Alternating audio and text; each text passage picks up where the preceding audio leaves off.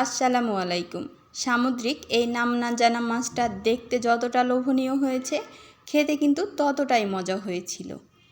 এই মাছটা নতুন কচু দিয়ে রান্না করেছিলাম, খেতে খুব বেশি টেস্টি হয়েছিল। প্যানে নিয়ে নিয়েছি পরিমাণ মতো তেল। তেলটা গরম হয়ে আসলে এর মধ্যে দিয়ে দিচ্ছি ম্যারিনেট করে রাখা মাছগুলো, যেটা আমি লবণ হলুদ দিয়ে 30 মিনিট আগে মাখিয়ে রেখেছিলাম। এখন মাছগুলো দিয়ে দিলাম। মিডিয়াম আঁচে রেখে মাছগুলো লাল লাল করে ভেজে নিব। যখন এক পাশ লাল করে ভেজে নেওয়া হবে তখন উল্টে দিব। এভাবে আমি দুই পাশই লাল লাল করে ভেজে নিব।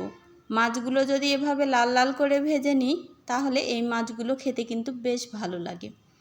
ভেজে নেওয়া হয়ে গেলে মাছগুলো এখন উঠিয়ে নিব। এখন একটা পাটায় নিয়ে নিয়েছি আদা, রসুন আর পেঁয়াজ। এখন এগুলো ভালো মতো বেটে নিতে হবে। দেখতেই পাচ্ছেন আমি কতটা ভালো মতো বেটে নিয়েছি।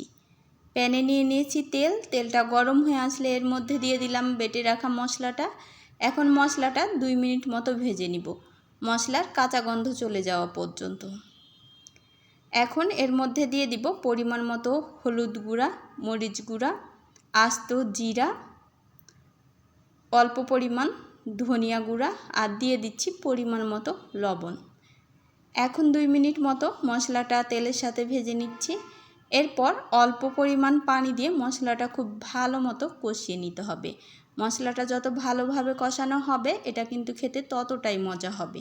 মশলাটা থেকে যখন তেলটা ছেড়ে দিবে তখন এর মধ্যে দিয়ে দিচ্ছি কেটে ধুয়ে পরিষ্কার করে রাখা কচুগুলো এখন মশলার সাথে খুব ভালো মতো কষিয়ে নিব। যখন কচুগুলো ভালো মতো কষানো হয়ে যাবে তখন এর মধ্যে দিয়ে দিব ফুটন্ত গরম পানি। অবশ্যই গরম পানিটাই ইউজ করতে হবে।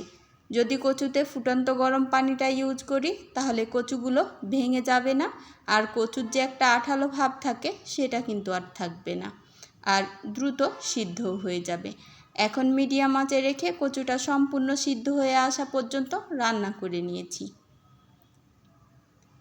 এখন এর মধ্যে দিয়ে দিচ্ছি ভেজে রাখা মাছগুলো দিয়ে 5 মিনিট মতো মিডিয়াম আঁচে রেখে মাছগুলো রান্না করে নিতে হবে। এ মাছগুলো কচুর সাথে সব থেকে বেশি খেতে ভালো লাগে। আমি এভাবেই সব সময় রান্না করি।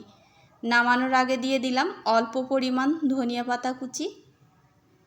পাতা কুচিটা দিয়ে আরও 2 মিনিট মতো রান্না করে নিব।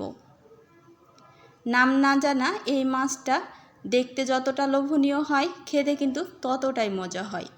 এই সামুদ্রিক মাছটা একবার এই রেসিপিতে রান্না করে দেখবেন, এর স্বাদ কিন্তু ভুলার মতো না। আশা করছি আজকের রেসিপি আপনাদের ভালো লেগেছে।